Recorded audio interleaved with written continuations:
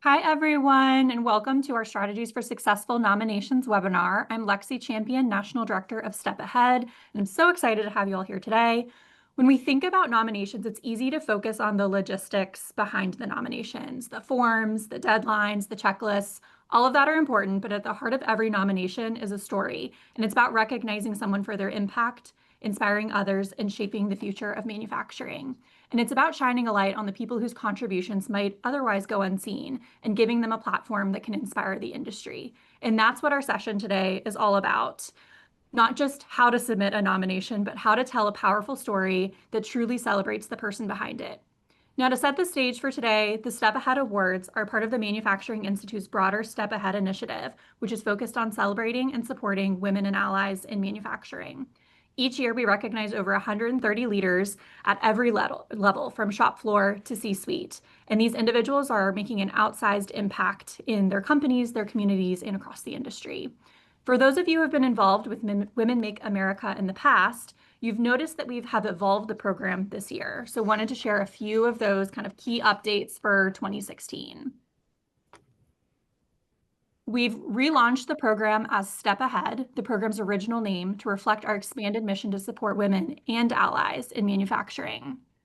At last year's award, you may recall we debuted the Champion Award. It was the singular award last year recognizing an ally in manufacturing.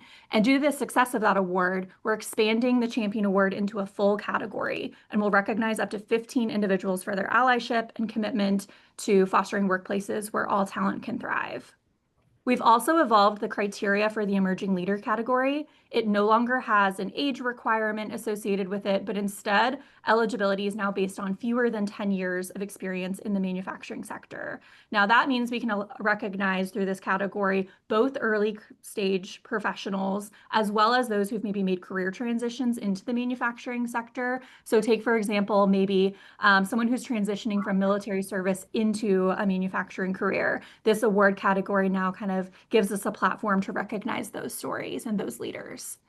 We've also made some tweaks to the leadership conference. Our two programmatic tracks will be a little bit more robust with their programming and create a more tailored experience for the awardees. And for the first time, champion awardees will be included in the programming. And we'll also have a limited number of paid registration slots to allow even more leaders to engage and experience the program. All of these updates reflect where Step Ahead is headed, a more impactful program designed to celebrate a broader array of individuals who make manufacturing such a great industry to be a part of. So all of that brings us back to today. These updates mean new opportunities to spotlight incredible leaders, but a strong nomination is key. It's easy to get caught up in the logistics, but a strong nomination does something deeper. It tells a powerful story that captures a person's impact. And a successful nomination can mean so much. For the nominee, it's a moment of recognition that can be truly career defining. For the company, it highlights the incredible talent within their walls and reinforces a culture of appreciation. And for the industry, it helps us inspire the next generation of talent and show what's possible in a career in manufacturing. So that's what we're here to unpack today. Before we get started, just a few kind of housekeeping notes. Today's webinar is going to be recorded, and we'll share the link to the recording with everyone afterwards so you can revisit the conversation or share it with your team. If you have any questions during the conversation, we'll drop them into the chat or drop them into the Q&A feature, and we'll save time at the end to address those. So I'm now joined by two outstanding individuals who have been involved in the nomination process from two different companies. So first we have Shakitha Gibson, Global Diversity and Inclusion Partner at ABB. Shakitha and ABB have been involved with the awards for years, and I think at this point have had something like 11 nominees over the years. Yes. We're also joined by Emily Pat, Senior Manager of International Trade Policy at Lucid. Lucid's a little bit newer to the awards. I think, Emily, you told me maybe 3 years or so that you guys have been working in the nomination process. But you guys have a very unique process to sourcing nominations. So excited for everyone to kind of hear about that today. So Shakitha, Emily, thank you for joining us today. To kind of get us started, maybe will you each briefly share how you're involved in the nomination process for your company? Emily, maybe let's start with you. Yeah, Thank you, Lexi, for having me today. So, as Lexi mentioned, I'm on the government affairs team at Lucid, based in DC. Our headquarters are in California, and we manufacture in Arizona, and also in Saudi Arabia. So, we are a global company, but are a newer member of the National Association of Manufacturers and participating with the Manufacturing Institute. At Lucid, if you have an idea or a project and you raise your hand and talk about it, it's yours. You own it. So this was something that I saw an opportunity for our company to participate in, and have kind of taken it and helped grow it internally to be a company-wide initiative. It's myself who kind of leads the program for the company, and there's one other person on our external affairs team that helps with it as well.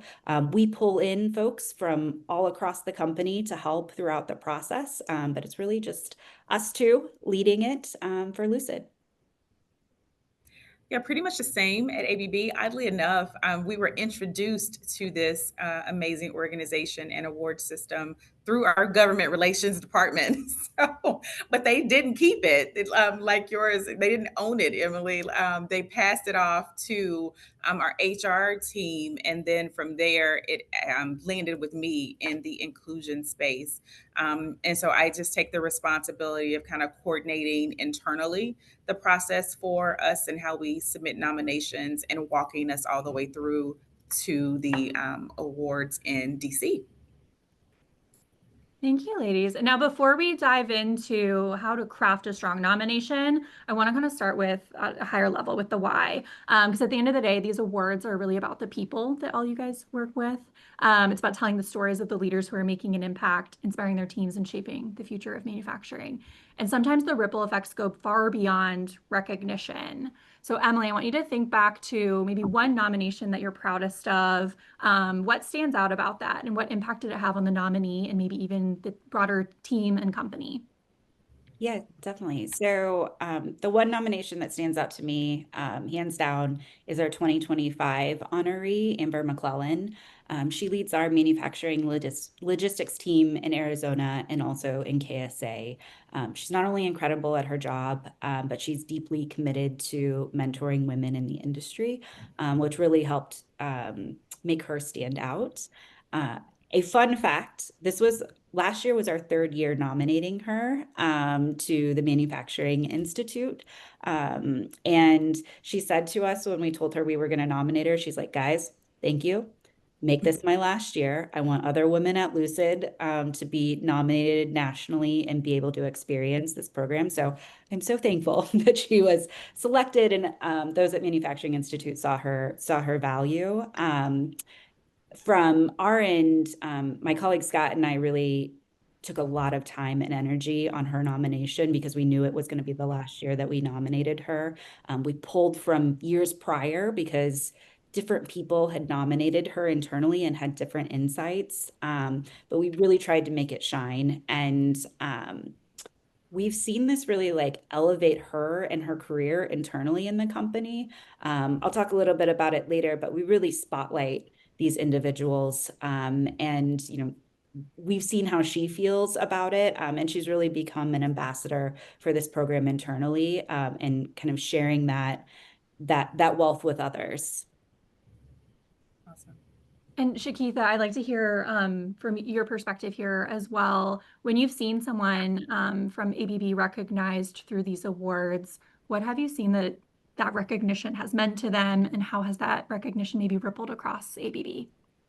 Yeah, obviously it's a great time, right, when the nomination process comes about. But when we see a winner become selected, I think mostly I've seen surprise and appreciation. We really try to, and we'll talk about this a little bit later, try to do a number of our nominations or some of them in secret. And I'll tell you how as we keep talking about this. But most people, most of our nominees have been surprised that they were recognized for simply doing something that was passionate to them, right? For simply caring to see the company better or simply caring to see the community better. And most times people go, wait, me?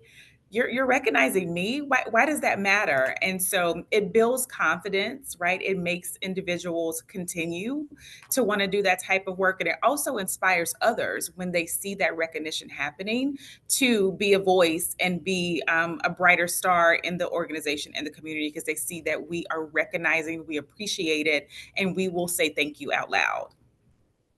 And that I love to hear that. It's one of the things that we, get so excited with the nominations every year, for these individuals to really see themselves as leaders, realize their own potential, and, keep Yeah. doing the amazing things that they're doing and inspire others along the way. And Emily, I think you brought up a good point as well. Like you had nominated Amber several times for the award. We've seen that before too, where nominees have been nominated several years in a row and then finally get awarded. And I think everyone knows we go through a blind kind of peer review process made up of entirely of former awardees, and just making some tweaks here and there, increasing like the specificity of your nomination. It can really, change how it resonates with our panel of judges. So now that we've grounded ourselves in kind of the why and the feel good stuff around these nominations, let's talk a little bit more about the how. Because capturing these stories, it's difficult. It doesn't happen by accident. There's a strategy and even a little bit of an art, I think, that goes into it, to finding the right nominees, to capturing the impact that they're having and making sure that their story does shine through. So let's unpack some of the best practices and strategies within that. So Shakitha, when ABB and your team are deciding who to nominate, what do you look for, and what are the kind of qualities and contributions that tend to stand out to you? Yeah, we absolutely, first of all, we cast a wide net, obviously, throughout the organization, because no one person knows everything that everyone's doing within the organization. So definitely engage as many people as you can. And I think we're probably going to talk about that a little bit more in detail as well. But we're looking for people that make an impact, right, within the organization, who is passionate, who cares, who's curious, who collaborates well, working well with other teams internally, and you see that impact lived out through our internal practices in the manufacturing space. Who's making our systems better? Who's making our productivity better? Who's caring about sustainability? And then also who's pouring into our emerging leaders? Who cares about who's coming behind you, and not hoarding information, so to speak, right? But making sure that the company will continue to succeed forever because I'm pouring that knowledge back into others within the organization. And then I think that's copied, right? In what we look for in what a person's doing in the community as well. Passion, care, impact. And again, making a difference in the lives of those that you are surrounded by. And again, me personally, there's no way I would know all of the great things that are happening. Or sometimes you just don't know. You see a great thing, but you don't always know who was responsible for it. And so that's where I found a little difficulty. I could see great systems, but who was in charge of this, right? Who led this program? And I'm a little biased, but sometimes it's often a great woman that's leading some of these efforts. And we want to know, right? So I reach out to HRBPs, I reach out to our talent acquisition team, I'll reach out to our managers, anyone in the organization. Tell me who you know and tell me who's great and why. And that kind of starts the process for me, and just conversations around the org, and then we move into our official process from there, which I think we'll get into from in a little bit. Yeah, and not every company takes the same approach to kind of sourcing Mhm. nominations. I talk to a lot of companies when it comes to nominations and have heard a pretty wide swath, and I'm excited. I think we have some pretty different approaches represented on the call today. But Mhm. Emily, Lucid's program is one that kind of sticks out to me as being more unique or different from a lot of what I've seen other companies doing, because you don't just rely on, just senior leadership to put names forward. You really bring in a broad array of people to join in the conversation. So can you walk us through kind of what your process for sourcing nominations looks like internally? Yeah, definitely. And Shakita, I'm actually writing down notes of things that you've said, because I'm like, oh, these are great ideas for what Yes. we're doing. I love these webinars. So I honestly didn't realize our process was any different until it was pointed out. So I think that's also why these webinars are great, because you get a lot of different perspectives on how this can happen internally in your company. So for us, the Women Make Awards really felt like a great way to spotlight talent across the company, and really tap into those culture initiatives that we had or have going internally. So we're seeing people and nominees, not just from like leaders' eyes, we're seeing it from the peer perspective. So each August, we open up nominations to our entire company worldwide. We have 6,500 employees, so it makes it a little bit more manageable, I guess you could say. After we gather the nominations, we have a committee of different individuals across the company that reviews them, and then we select a smaller group that we submit to the Manufacturing Institute. We found this is a really great way to support our internal culture. It encourages employees to recognize their peers and celebrate one another and their accomplishments. It speaks volumes, I think, and at least in our company. So at Lucid, even though most people don't win, it's the fact that someone took the time to nominate them that really makes the huge impact for them. So something else that's really special, I think, is that we celebrate every single nominee.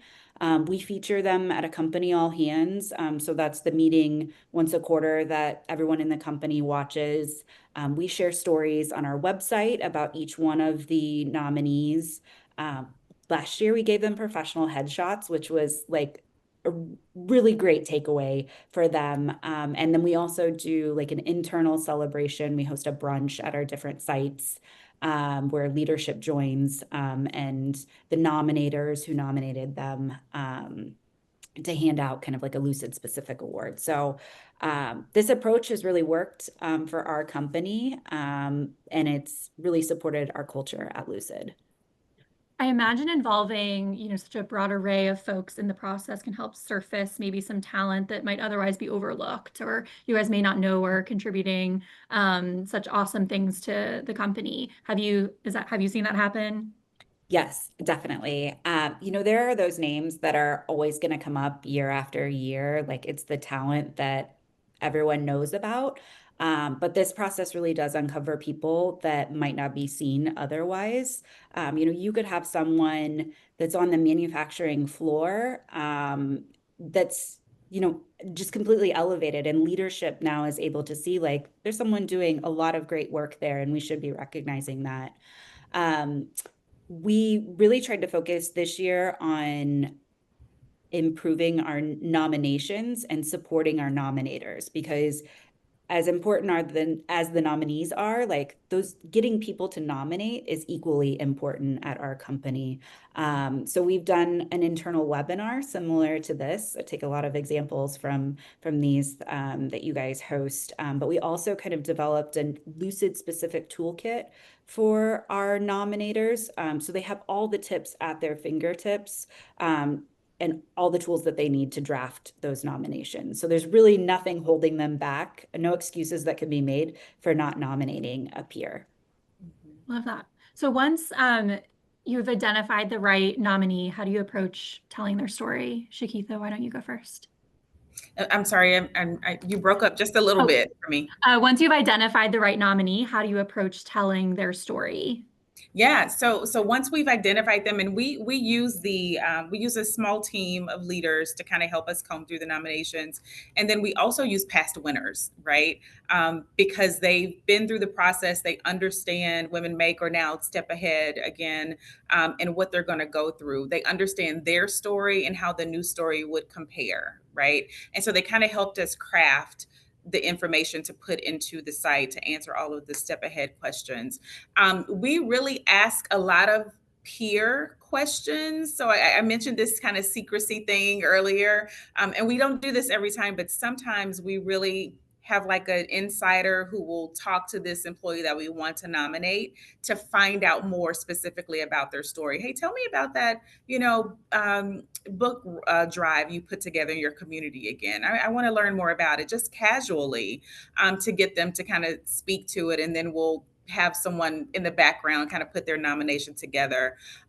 Outside of that, managers that submit really sit down and talk one-on-one and let them know that we think you're doing a great job. Can you tell me more? And they craft the nomination together. Once that's then submitted to me, I get with the committee, we run through all of them and just really edit, because what we found is sometimes the story is not told in enough detail. And sometimes I think those are the ones that get kicked back, or don't get accepted. We know internally they've done these great things, but the story just isn't laid out enough. And so we come through and just put a lot more details into it. How did you do it? When did you do it? Why did you do it? How did it make people feel? What was the impact? Numbers with data, or again, emotional feeling. What was the impact there? And so once we come through that, and then we send it to a second committee, which is our former winners, and they come through one more time and just look through everything before we submit. So it's a pretty rigorous process, and we go through a lot of really crafting that story to make sure that when you read it, you really, as a stranger, right, as a committee at Step Ahead, that they would really feel the impact that we feel internally and get the story that we're trying to convey. Yeah, it's probably a difficult kind of balance to strike. Like you want to include the data and the hard numbers behind like their impact, but also the emotion behind it. And I can tell And you, stay within the parameters of the number of within the word characters. count, yes. But I would say the biggest piece of feedback that I often see from our judges on maybe lower scoring nominations is a lack of specificity. So to the extent that you can include both the emotion and the hard data points that really, quantify the impact is Absolutely. great. Emily, how about you and the Lucid team? How do you kind of approach telling the story of the nominee through the nomination process? Yeah, I would say actually that lack of like specificity is actually something that has, I think it was talked about maybe last year, and it's really been like a key point for us is like making sure we have those data points, because it really does help them stand out. If you're looking at 60 different nominations, like the ones that really stand out are the ones that have key data, like concrete information. But I do think that the personal stories are also very equally as moving, I think, and paint a picture of that individual.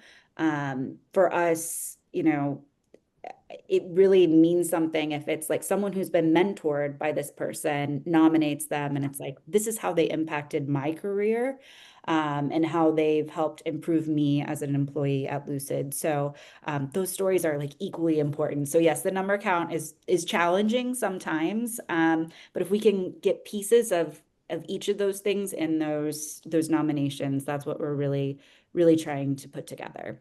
And once we have selected like our top ones that are going to the Manufacturing Institute, that's when we pull in other folks from in the company who can help kind of fill in the gaps that might exist in those nominations. Yeah, and I'll let our audience know. We put together a nominations guide every year. It's pretty robust. I think it's like 46 pages that hopefully has all of the information that you guys need. Especially there's a sample essays question, and we update those every year.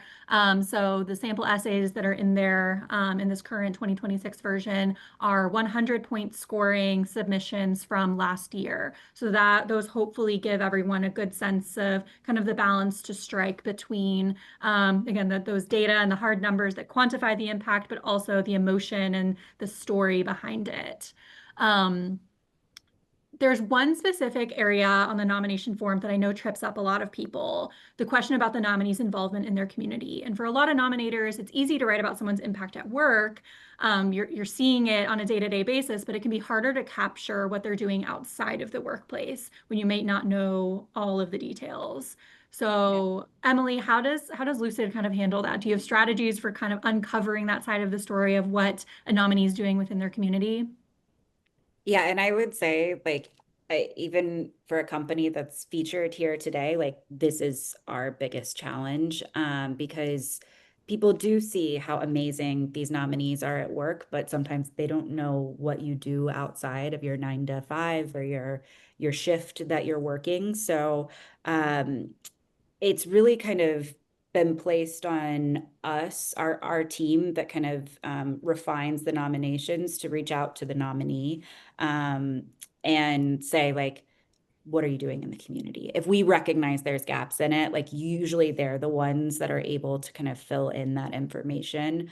Because we do, like Shakitha said, like cast a wide net on who we can get involved in drafting these nominations. We are able to fill those gaps usually, but I would say the community piece is really the nominee who's able to answer those questions.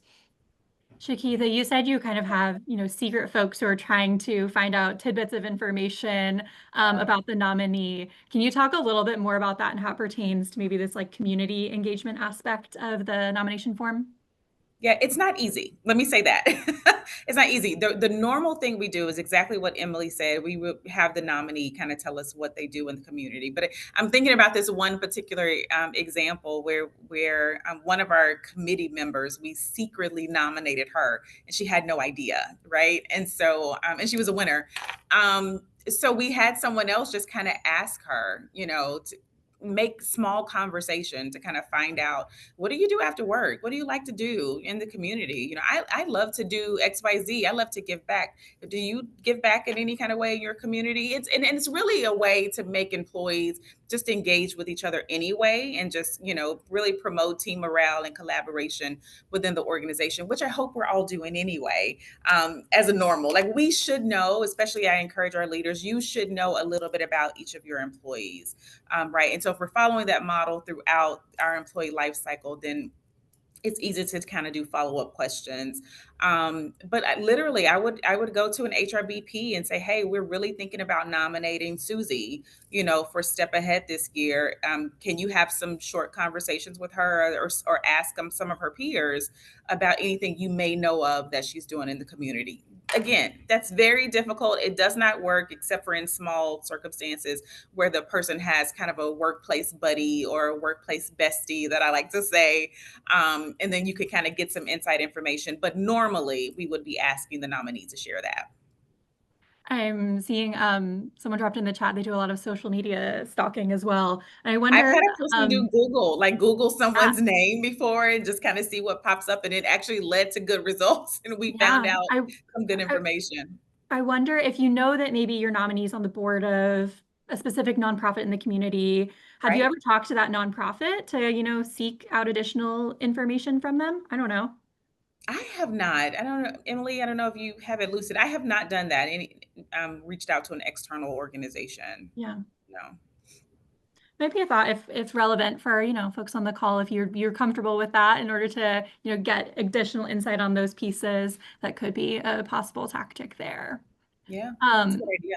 Yeah, so we've talked about some of the ways to kind of make a nomination stand out, that balance between like data and storytelling, how to source strong nominations, some best practices there to bring someone's kind of impact to life.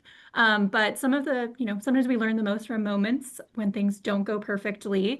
So let's shift gears a little bit to talk about some of the lessons you guys have learned along the way and maybe some common pitfalls and how to Yeah. avoid those.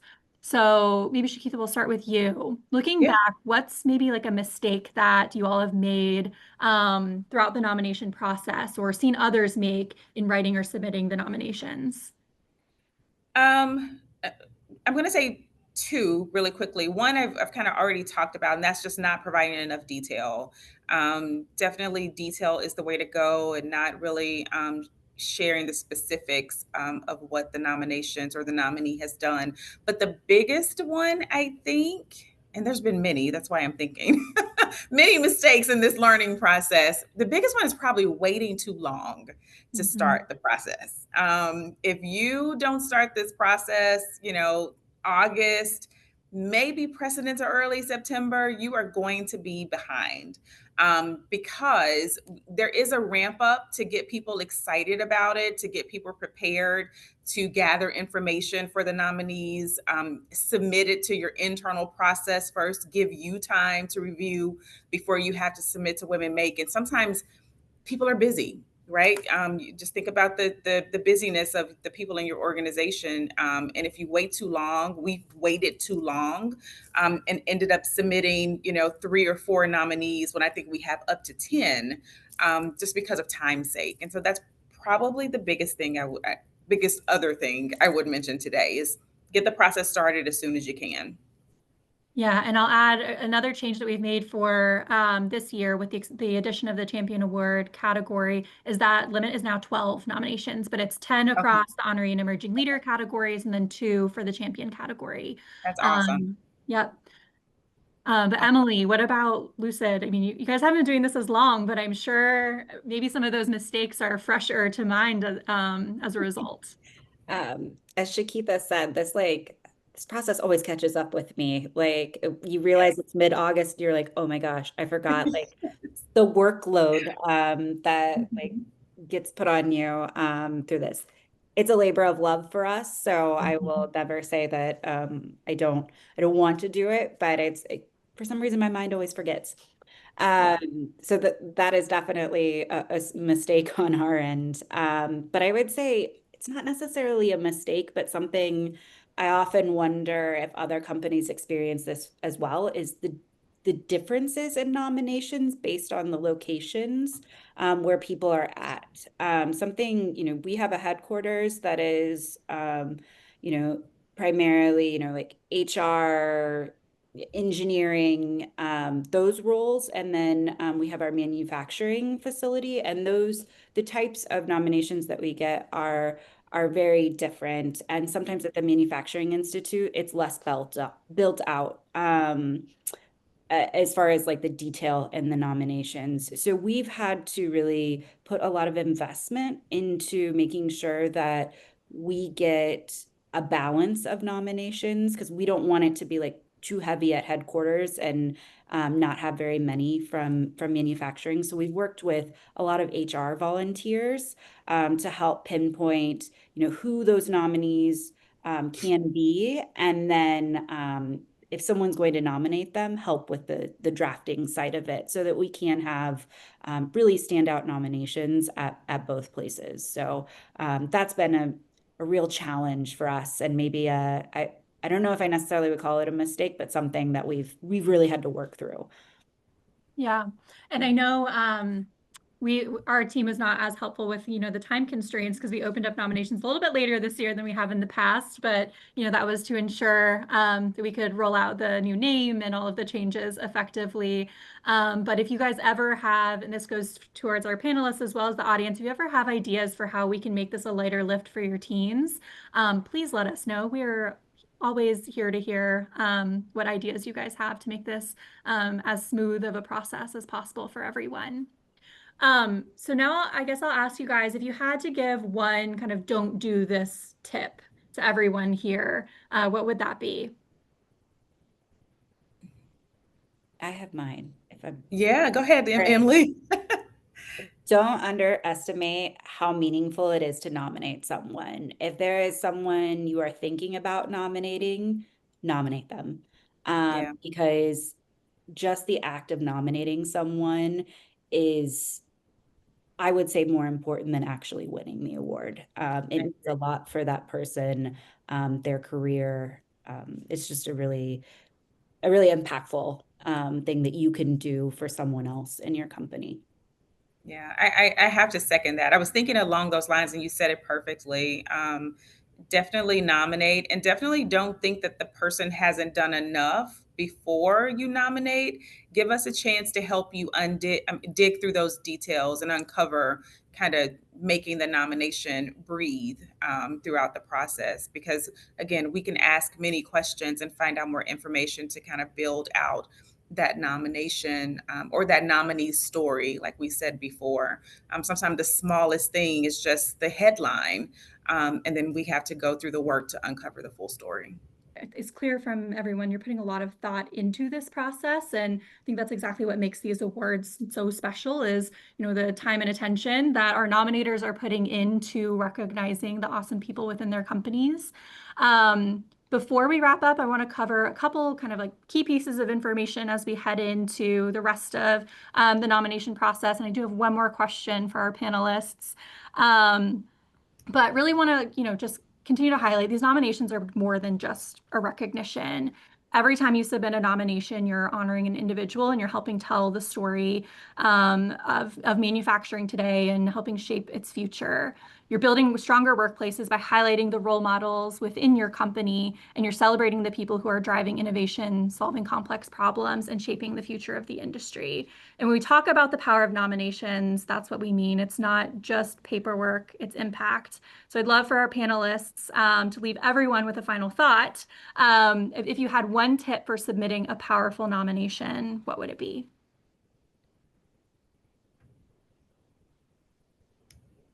Emily, Shakitha, that's for you. One tip for submitting a powerful nomination. I think, just making your nomination vivid and memorable. If it's memorable for others within your company, it's probably going to be memorable for the judges that are reading it. So Yeah. look at it from that. I think that's great. The only thing I would add is involve everyone. You cannot talk to too many people. Talk to peers, managers, any leaders, colleagues within the organization, and get their buy-in and get their input. And that will help you again craft. It'll make your process a little bit easier and easier to tell these great stories about the great people in your organization. Yeah, and thank you both for sharing your insights. I'm trying to multitask by commenting in the chat and wrapping this up. But sharing a couple key pieces of information as we wrap out the nomination period. Again, the nomination period, it's been open since September 2nd. It's going to run through October 10th. I mentioned kind of earlier in the call, but every single nomination goes through a blind review process by a group of prior awardees. And we strive to have every single nomination reviewed by at least 3 judges. And that kind of goes into the cumulative score that determines who kind of makes up that 130 plus awardees each year. There is no cost to submit a nomination, but we do, hope that companies will support the participation of their awardees in the Leadership Conference and Awards. So that would include, paying for their travel to Washington, D.C. and hotel and lodging. For awardees, the Leadership Conference does not cost anything, and awardees are also able to attend the gala at no cost and have the option to purchase some discounted guest tickets. We also have, table sponsorship packages as well. But thinking about those like primary costs of participation at the base level are, again, that flight and lodging for your awardee. I mentioned this as well, but we do have some limitations on the number of nominations a company can submit and how many awardees a company can have. So this year, each company can submit up to 12 nominations. That is 10 nominations across the emerging leader and honoree category, as it has been in years past. And with the addition of the champion category, we're capping that around 2 nominations per company. And then a maximum of 3 awardees per company. And so that's 1 awardee per category. Each company can have 1 honoree, 1 emerging leader, and 1 champion. I mentioned we put together some resources for you guys. I dropped the nomination guide in the chat. You can also find them on the Manufacturing Institute's website and in every nomination communication that we send out. If you have any questions at all, you can reach out directly to me or the Step Ahead team. We are stepahead@nam.org. If you happen to email the Women Make inbox, we still get those, so don't fret. We will see your email either way. But thank you guys for coming today. Thank you to our panelists for sharing how they approach these nominations. And I'm really excited to see all of the nominations that you all submit this year. Awesome. Thank you so much, Lexi, for putting this together. Thank you for having us. Yeah, thank you. Thank you.